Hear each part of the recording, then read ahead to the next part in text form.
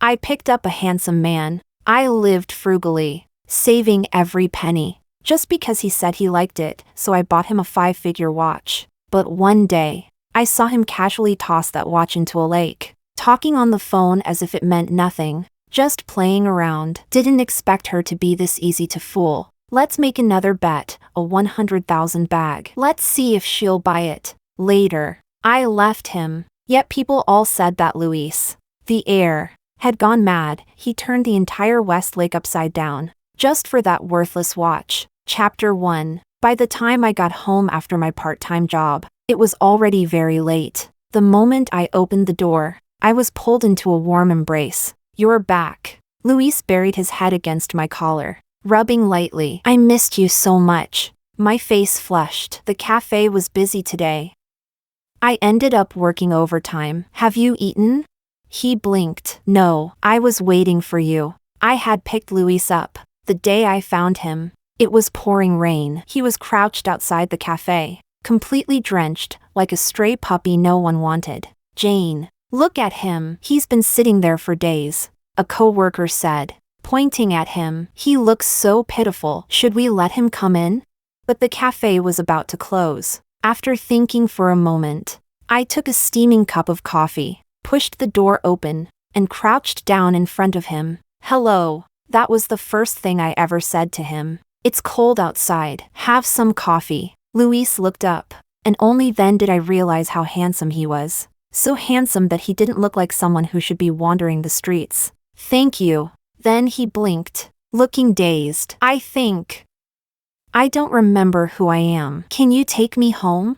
Back then, I was deceived by his appearance. I really did bring him home. Chapter 2. The sound of pots and pans clattered in the kitchen. As I busied myself, I asked, "Luis, what do you want to eat?" He stood by the kitchen door. "Anything you make is fine." Luis, that was the name I found in his wallet, written on a single slip of paper. The entire wallet contained nothing else. I had thought about taking him to the police, but he resisted it strongly. "Don't take me there." Luis held me tightly, as if trying to press me into himself, his voice trembling slightly. "Jane, please, let me stay with you." Like a newborn child clutching at the rare kindness he had been given, he begged in the most humble way. My heart softened instantly. I took him in. For several months, even the neighbors knew I had a very handsome boyfriend. He rarely went out, and no one knew what he did. I didn't know either. Every time I suggested helping him find his family, Luis would react strongly, clinging to me and acting spoiled. He always said, "Jane, don't abandon me." Chapter 3. I bought Luis a phone so he could contact me when I was at work. He loved to text me nonstop. The messages were always the kind that made my heart race. "Jane, your bed is so soft. Can I sleep on it next time?" "Jane, when you wake up for work next time, can you wake me too? I want a good morning kiss." "Jane, how about no overtime tonight? Let's go shopping." I didn't know whether to laugh or cry, but I couldn't help smiling as I replied. A colleague leaned over with a sly grin. "Oh wow, even a barren tree has blossomed. Our Jane finally has a boyfriend?" Of course.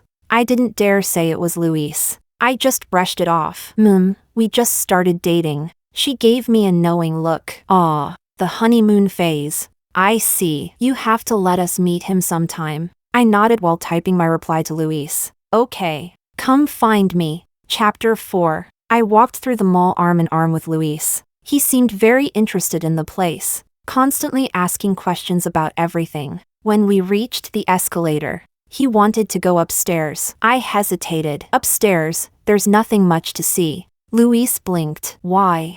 Upstairs was where all the luxury brands were. Someone like me, working one main job and 2 part-time jobs, had no business going up there. I remembered once helping a classmate pick something up from a boutique counter. The sales assistant had looked at me with a complicated expression. "Name. Let's double check. Don't get it wrong." But Luis really wanted to go. He held my hand. "Let's just take a look. Jane, okay?" In the end, I gave in. Once upstairs, I realized how different we were. Luis looked completely at ease, with his striking appearance. Even a simple set of old clothes looked refined on him. A sales assistant's eyes lit up. "Mr. Luis, You. What, Mr. Luis? Luis frowned, gripping my hand tighter. Jane, do you like those bags? When I heard her say Luis, my heart skipped a beat, but his reaction pulled me back. I don't really like them. That sales assistant, it was the same one who had mocked me before. Yet now she was extremely attentive, leaning closer, sneaking glances at Luis, and enthusiastically introducing products to me. Miss, wouldn't you like to take a look? We just got many new arrivals, other places don't even have them yet. I refused and pulled Luis downstairs. He looked at me, confused. What's wrong, Jane? Did something happen? I looked at his handsome face and suddenly felt dazed. Luis, did you used to come here often? Chapter 5. It wasn't like I had never thought about what would happen if Luis regained his memory, but I had never considered, what if he was very rich, and we were worlds apart? What would happen to us then?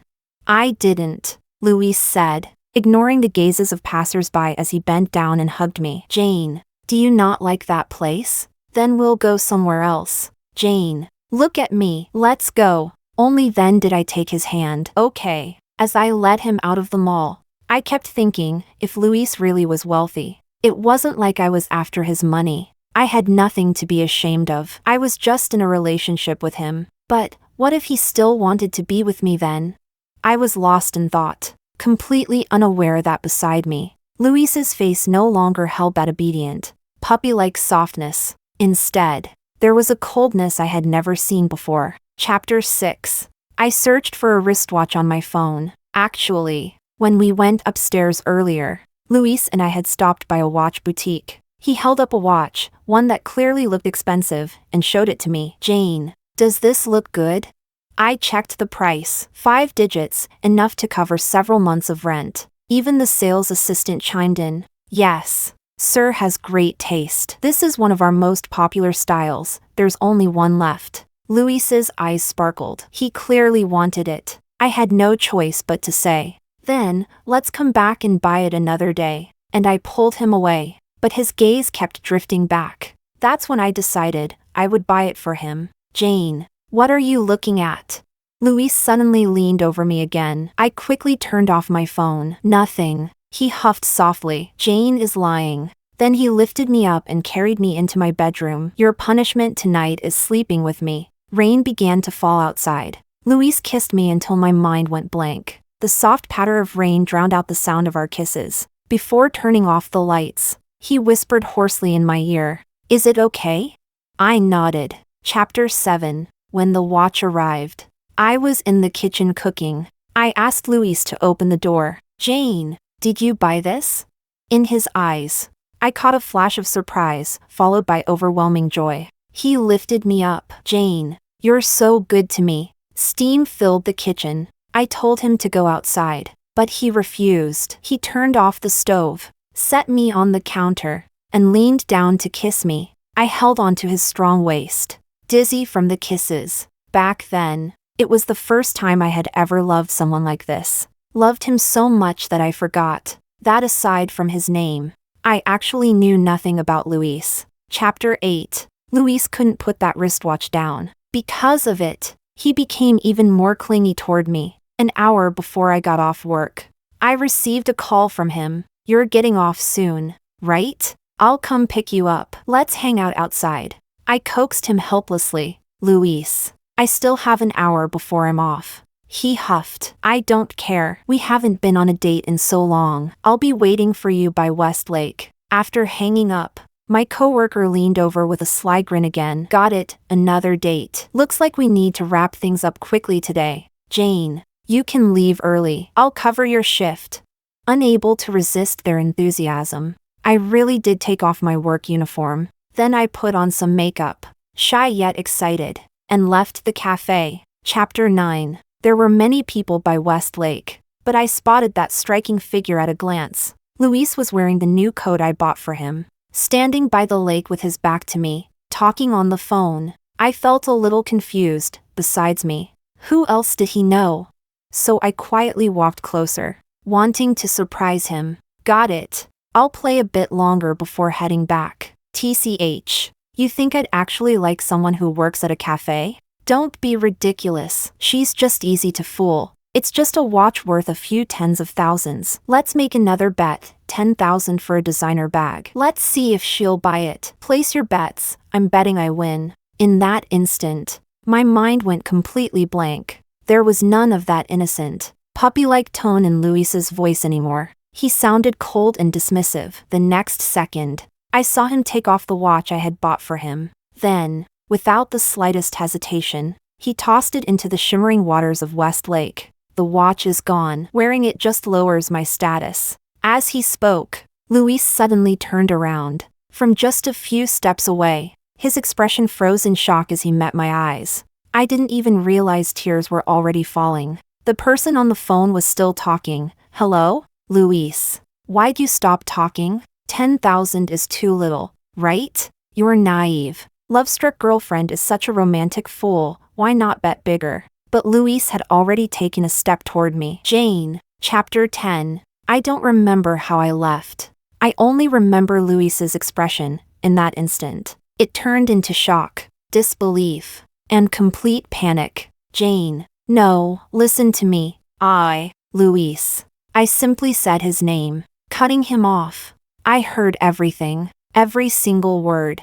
The lover who had been whispering sweetly in my ear just yesterday had, the very next day, revealed that it was all just a game. He had watched coldly from above, looking down at me, the one trapped in it, loving him so blindly I had lost all sense. Jane, don't come closer. I suddenly stepped back, as if Luis were some kind of terrifying beast. I looked up at this man who was both familiar and utterly strange. Those thin lips, just yesterday, they had said, "Sister, don't abandon me." Today, they confidently told someone else, "I'm betting I win." So I gave him a smile. Luis, you're right. You won the bet. Chapter 11. Luis called me the entire way. I didn't answer a single call and blocked his number. I knew he was following behind me. With his height and long legs, no matter how fast I ran, he could easily catch up. Even in love, he had always been that confident, like everything was under his control. Halfway through, it started to rain. Jane. He called my name. It's raining. Let's go home. Whatever it is, we can talk about it at home, okay? I didn't turn back. He said again, Jane, can you at least listen to me explain?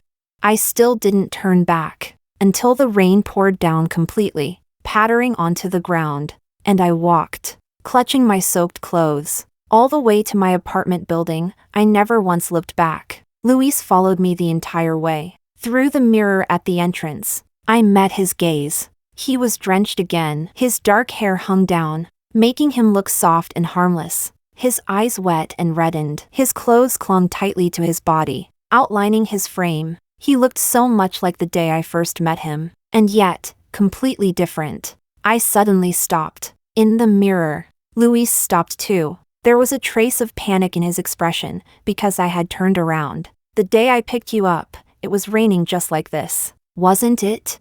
I smiled faintly. He seemed to realize what I was about to say. Jane, I admit it, but that's enough. I didn't want to hear it. Something that was wrong from the very beginning, no matter how smooth it seemed along the way, was still wrong. Luis, I wish I had never met you. I regret bringing you home. Go back to where you belong. Chapter 12. The weather forecast said the storm would last all night. When I got home, I locked the door. At the entrance, I kicked the couple's slippers we used aside, grabbed a new pair to wear, and casually threw the old ones into the trash. Walking further in, I tossed the flowers Luis had bought onto the floor and stepped over them without a second thought. In the living room, there was a blanket, the one Luis used when he slept on the couch. I walked over numbly and held it in my arms, but didn't know where to throw it. Like a lost child, I looked around helplessly, then suddenly collapsed onto the carpet. Everywhere I looked, there were traces of Luis, proof that our passionate relationship had been real. Only then did it fully hit me how cruel the person who treated me like a game truly was. Treating love like a game, playing with someone's heart so casually, didn't it disgust him at all? Bzzz. I picked up the phone. It was my coworker. She sounded excited. It suddenly started pouring. Make sure you guys stay out of the rain. I think going to a private cinema would be great. I happen to know a few. No need. I took a deep breath. We broke up.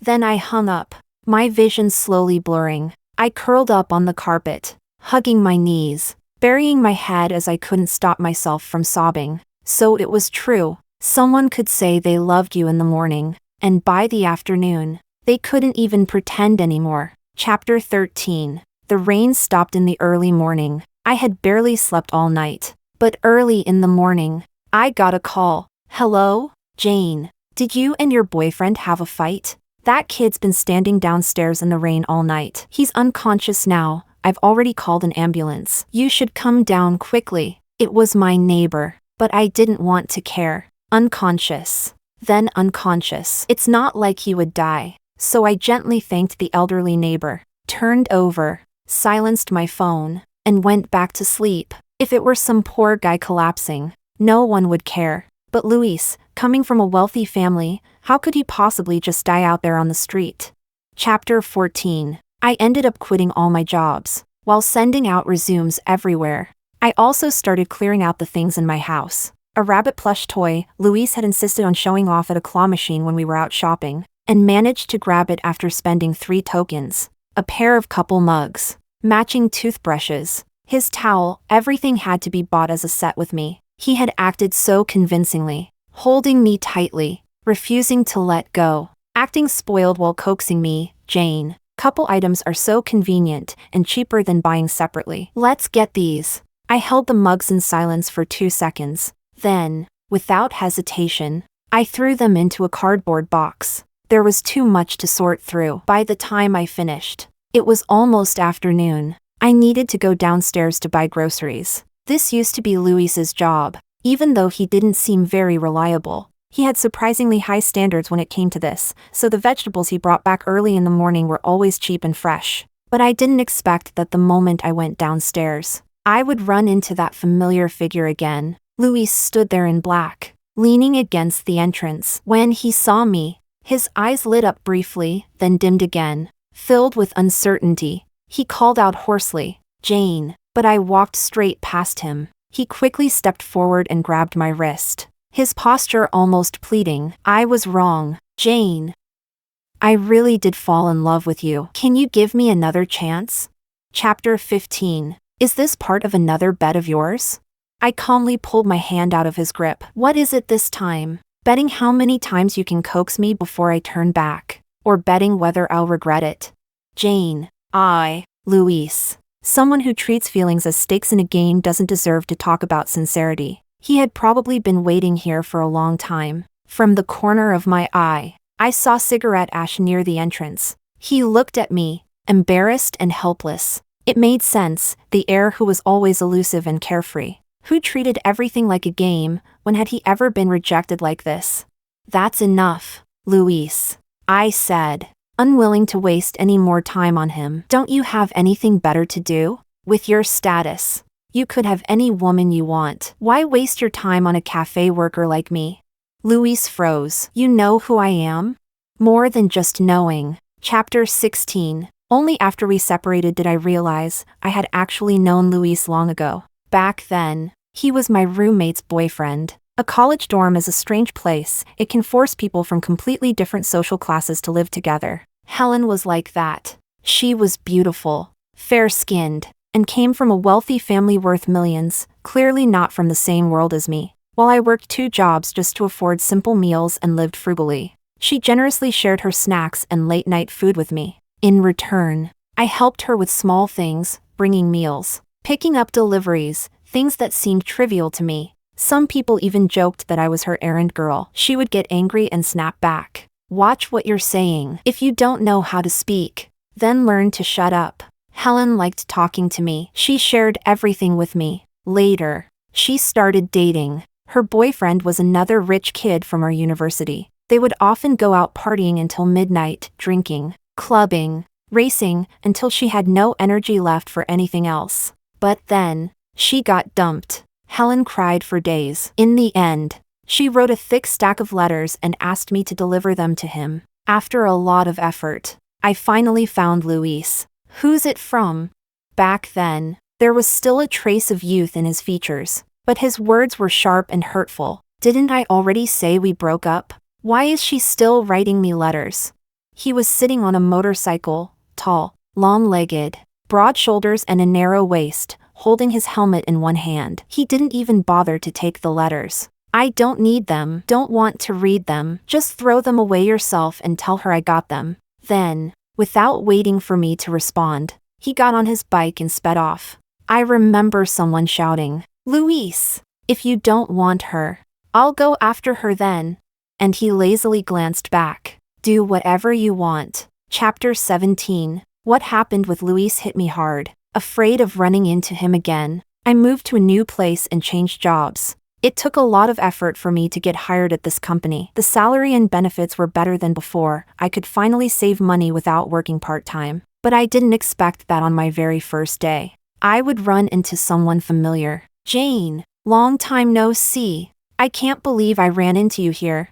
It was Helen. She was dressed exquisitely, even more beautiful than before, but still just as warm and outgoing. She pulled me into a hug. "Jane, I missed you so much. Why did you suddenly come work here?" I smiled. "My previous company downsized. I got laid off." "No way. You're joking again." With just a few exchanges, it felt like I had returned to those carefree college days. That was when I learned this company belonged to a friend of Helen's father. She didn't really have anything to do, so she came here to experience life by working. We took the elevator upstairs together. When it stopped on the 11th floor, Helen was about to ask me to move aside to make space when the doors opened. "Helen." That familiar voice made my mind buzz. There stood Luis, dressed in a sharp suit. He called Helen's name, but his eyes were fixed directly on me. "She's the new secretary?" Chapter 18. I had finally made it into this company as a secretary in the president's office, and I had already signed the contract, which meant I couldn't just leave. "Yes." Helen smiled slightly. "The new secretary is also my college roommate. You better not bully her." Inside the cramped elevator, I felt completely out of place. Luis stepped in. His tall figure loomed in front of me like a wall. "Why are you taking the staff elevator, Luis? Have you fallen on hard times?" Helen teased. "The private elevator is broken." His voice sounded especially clear and composed. Nothing like the honeyed tone he used when flirting with me. There didn't seem to be any awkwardness between Helen and Luis, as if she hadn't cried her heart out in the dorm back then when he broke up with her. As the elevator doors closed, Helen leaned closer and whispered in my ear, "That ex-boyfriend I dated in college, yeah. He's also the son of my dad's friend, half an acquaintance." I understood immediately. In their world, there was no real love, only interest. Chapter 19. I wasn't Luis's secretary. I was the secretary of the vice president, Dorian. The two of them were childhood friends. Although the company belonged to Luis's family, the two of them were running it together as practice. Originally, this job shouldn't have been mine. "Look, the new secretary I hired. Pretty, right?" I picked her at first glance. Dorian patted Luis on the shoulder. "Tisk. What's with you lately? Didn't you just break up with that cafe girl? Why do you look so unsatisfied all the time?" I lowered my head, pretending not to hear, but Luis tilted his head slightly, his voice cold. "What do you think? Come on, Luis. You've dated Helen. You've dated so many girls. Who are you pretending for in front of me? I don't believe you haven't slept with her." Dorian had no filter, but Luis didn't deny it. I couldn't listen any longer. I found an excuse and left them. Chapter 20. In my memories, Luis in college was someone who loved to play around. He had dated several famous beauties in the school. Every single one of them ended up being dumped by him, yet that only made him more attractive. Because aside from relationships, Luis was a very well-mannered person. People said they had seen him helping elderly people cross flooded streets on rainy days, seen him feeding stray cats on campus. I didn't believe it at first, until one rainy day, when I was bringing food back for Helen and accidentally slipped on the road. Back then, they weren't together yet. Luis stopped his motorcycle beside me and, without a word, helped me up. "Go buy 2 portions. I bit my lip, not knowing how to tell him that I didn't have enough money, but he could tell. He picked up my umbrella, opened it, and pressed it into my hand, then ran off toward the cafeteria. When he came back, he was holding 2 steaming meals in his arms. "Take it," he said. "It's raining hard. Hurry back." Chapter 21. The pantry door was suddenly pushed open. Before I could react, before I could even turn my head, I was pulled into a warm embrace from behind. Jane. Luis no longer carried that aloof, superior air he showed in front of others. His voice was soft and low. His arms wrapped tightly around me. "I missed you. I really missed you. Stop being mad, okay? Can you forgive me?" My heart first jolted in fright. Then it ached sharply before I forced it back into calm. I didn't move. I simply took a deep breath and said in a steady voice, "If you continue like this, I can report you for sexual harassment." His body stiffened, as if the words had shaken him to the core. "Jane, and my name is Jane. I am Vice President Dorian's secretary," I said slowly but firmly, grabbing his hands and trying to push him away. "You have no right to interfere in anything outside of my work." Luis refused to let go. He stayed silent, stubbornly holding on. No matter how hard I pushed, I couldn't break free. Instead, his grip only tightened. In the end, I gave up. Closing my eyes, I called his name weakly. "Luis, if you really liked me, you would respect me, instead of barging in like this, acting like a hooligan, completely ignoring my feelings and doing something like this to me." Luis suddenly let go, like a child who had done something wrong. He apologized over and over. I'm sorry. Jane, please don't hate me." But all I felt was how absurd everything between us had become. "Luis, when you first decided to play that betting game and toy with me, did you ever imagine it would end like this?" "You didn't. Because just seconds before I found out, you were still telling your friend. Do you really think I'd like a cafe worker? Don't be ridiculous. She's just easy to fool." Chapter 22. Dorian was going on a business trip. Logically, I should have gone too, but for some reason, I wasn't notified. Instead, I was assigned to accompany Luis to a business dinner. Though accompany wasn't quite the right word. "Are all the employees at your company this pretty?"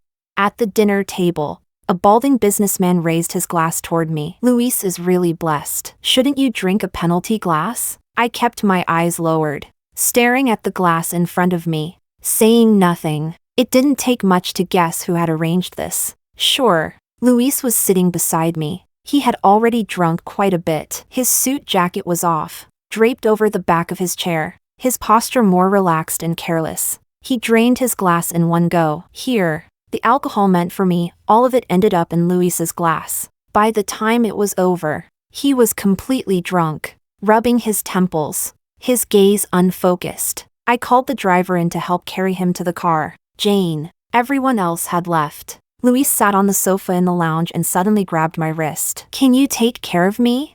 I dialed the phone. "You're drunk. I'll have the driver send you home." His eyes were red as he clung to me. "Can you take me home?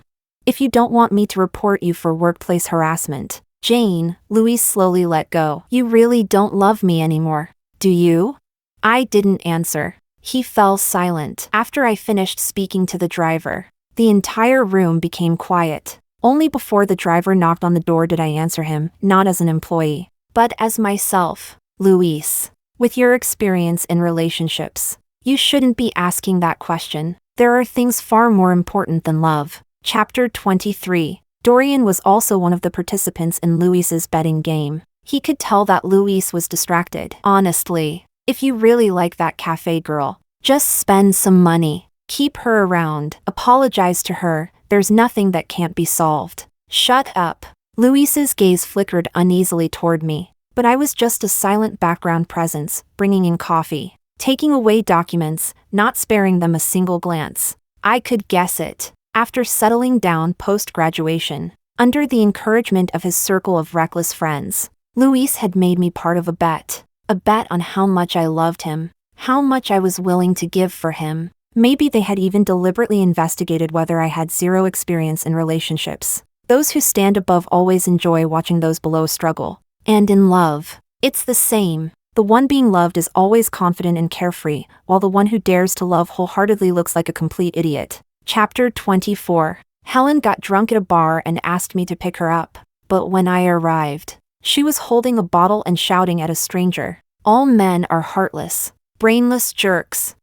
I quickly pulled her behind me and apologized to the man. Sorry. I'm really sorry. My friend is drunk. It's fine. Only then did I notice the man was very handsome, with charming eyes and a faint smile on his lips. Unfortunately, I had developed an allergy to handsome men. Wait. He stopped me. You're Jane?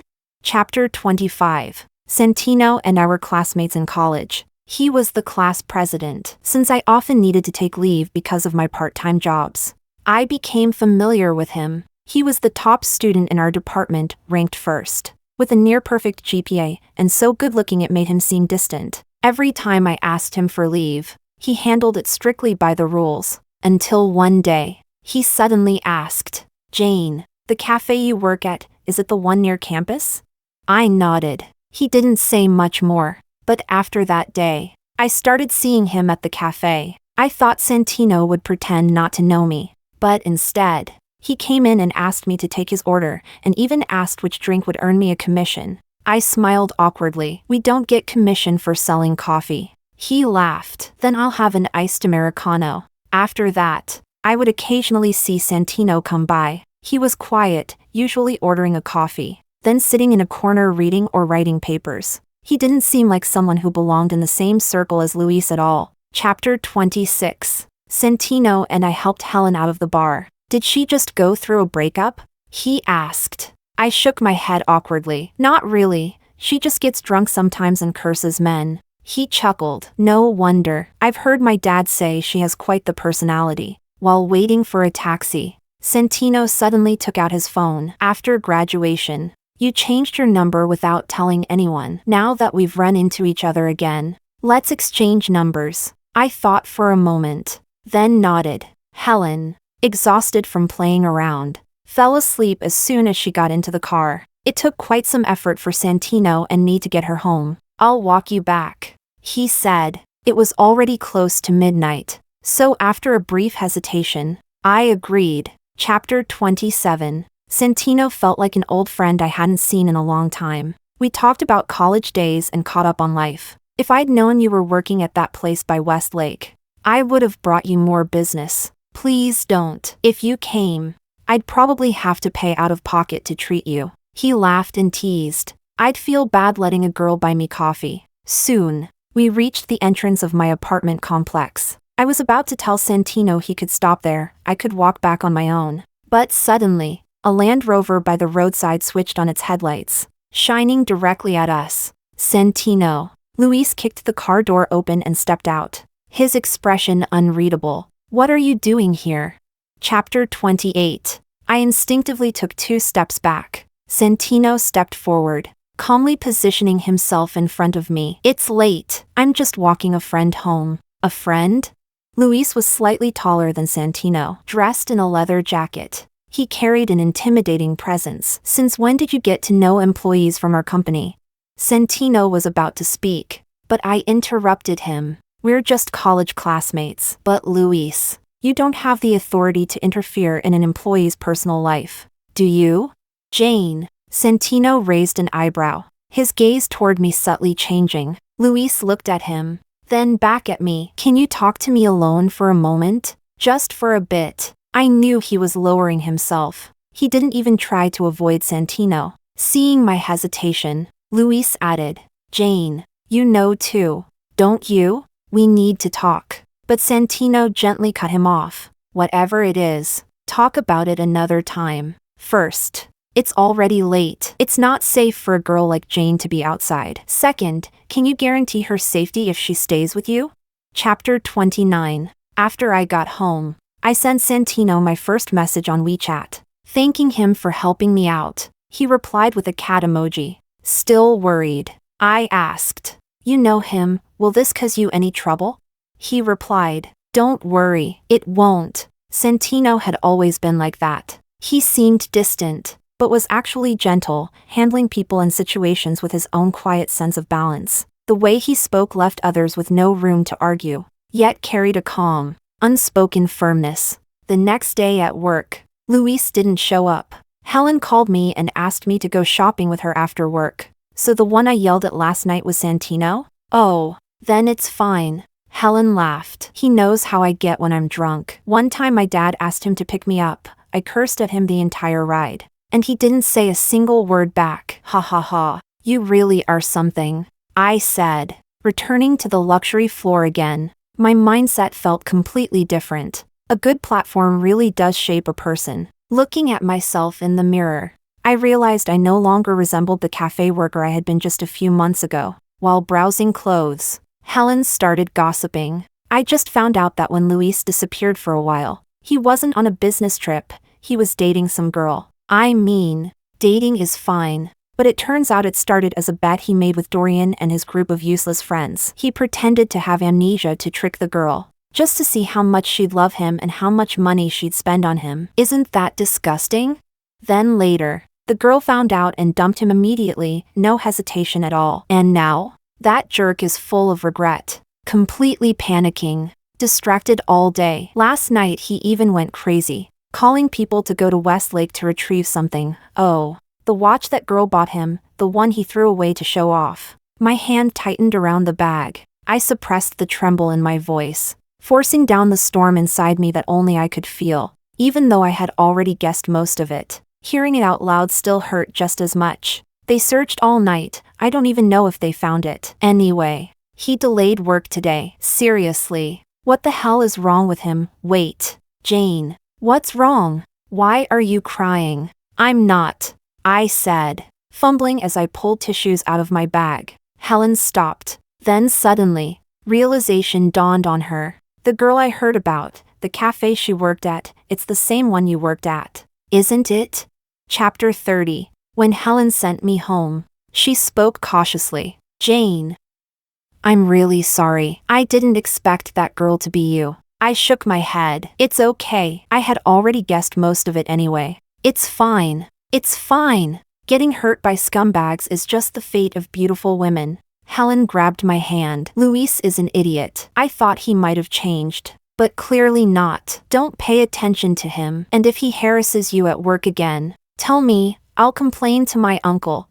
I couldn't help but laugh. Thank you. But when I got home, there was a beautifully wrapped box at my door. Inside was a watch, identical to the one I had given Luis. Jane. Luis had been waiting outside my door the whole time. His eyes were bloodshot, faint dark circles under them. He looked exhausted. He seemed to have become that same abandoned puppy again, the one crouching outside the cafe on the day I first met him. Just like before. He asked me, I was wrong, but I really love you. Can you give me another chance? Jane, can you take me home? But I was no longer that naive cafe worker. I picked up the watch and gently placed it back into his hand. Then I said softly, let it go, Luis. Things that have been thrown away shouldn't be picked up again. Chapter 31. Dorian started calling me. As if sensing something, I didn't want to answer. Outside, it began to rain again, softly and steadily. After a while of silence, Helen called too. They said Luis is drunk and still insists on drinking. Dorian can't stop him. He tried calling you but you didn't pick up. So he asked me to call. Jane, maybe you should come just once. I'm worried something might happen if he keeps drinking. I'll go with you.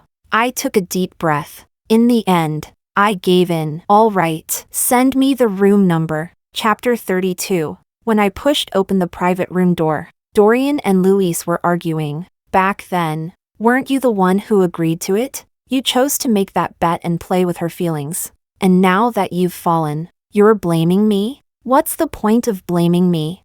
I really don't get it. At first, you said you didn't even like her, that pretending was exhausting. But later, weren't you enjoying it? I called you and you wouldn't come back, still refusing to admit it. And why the hell did you throw that watch? I even went down there to help you fish it out. And you still blamed me for ruining things. Wasn't it you who set your sights on her in the first place? Are you done arguing?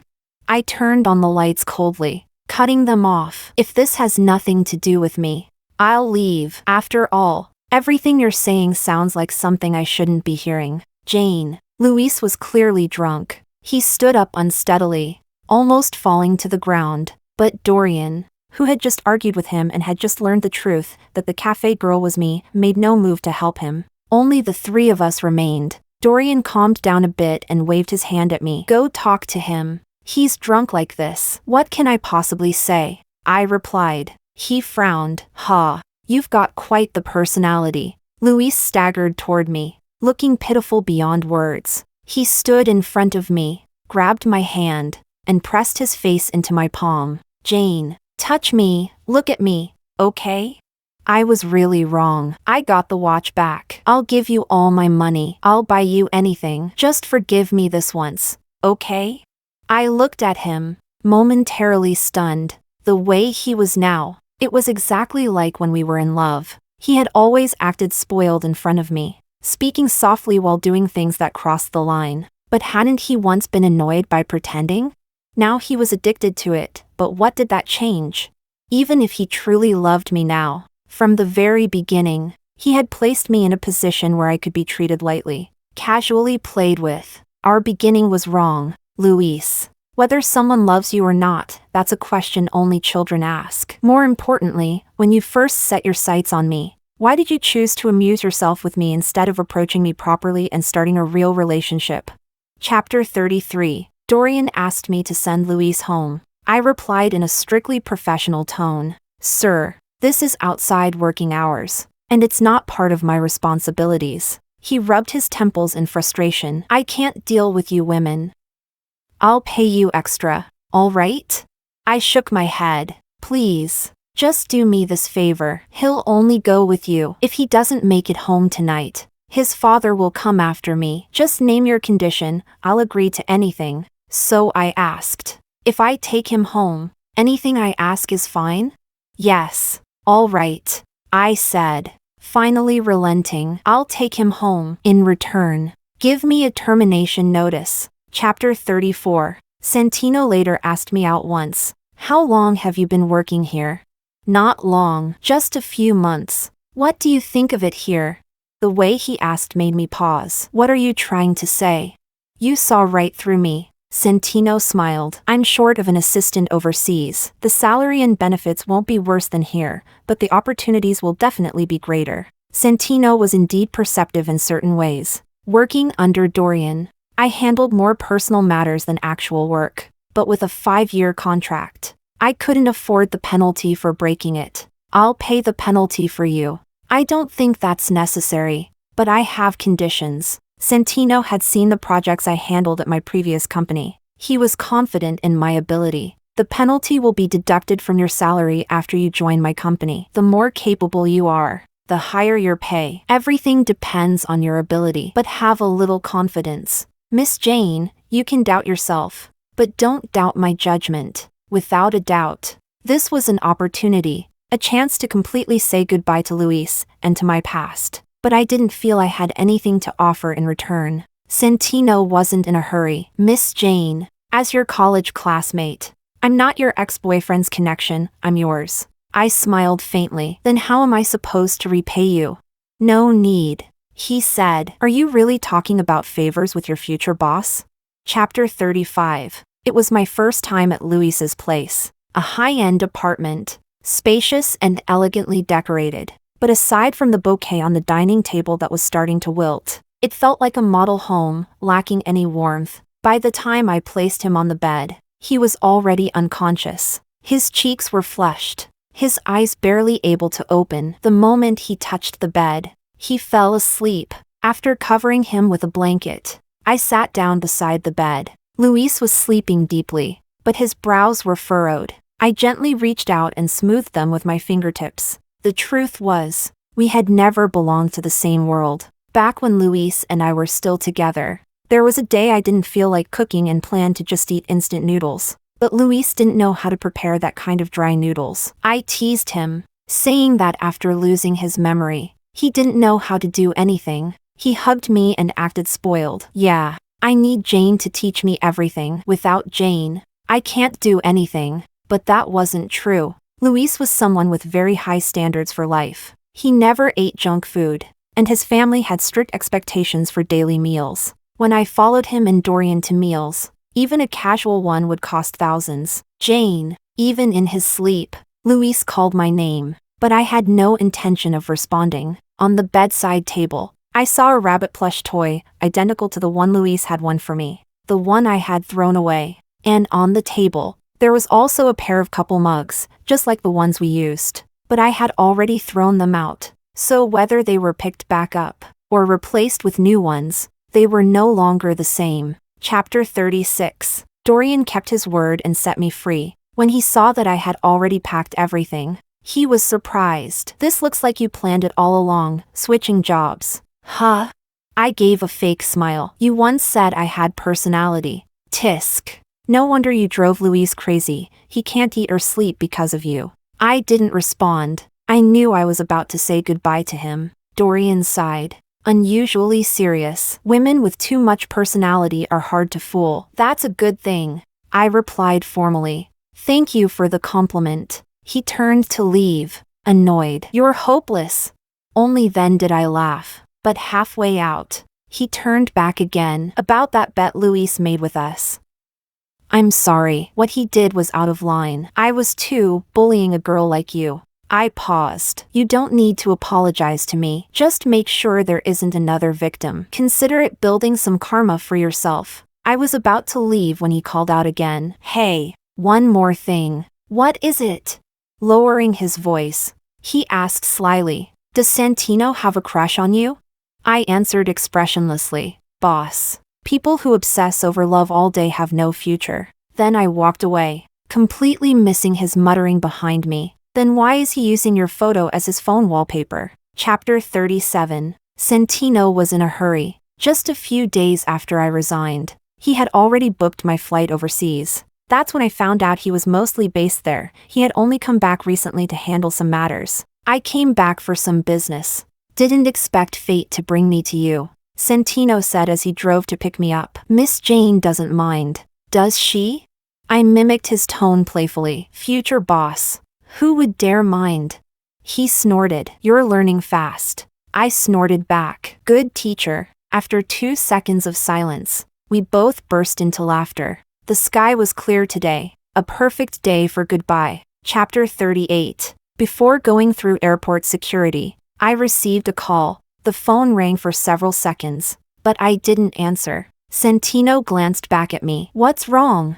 I shook my head. "Nothing." As if sensing something, I looked up. Across the crowd, I instantly locked onto a familiar figure. Luis stood there, even from a distance. His gaze felt tangible. "Do you want to go say goodbye?" Santino asked. "I can wait for you." "No need." I smiled and declined the call. Then I answered him. How could I make my boss wait? Lowering my head, I typed a message to that number. "Goodbye." Then I put my phone back into my bag, turned to Santino with a smile, and said, "Let's go, boss." The past should stay in the past, and the future I'm about to step into won't be any worse than anyone else's.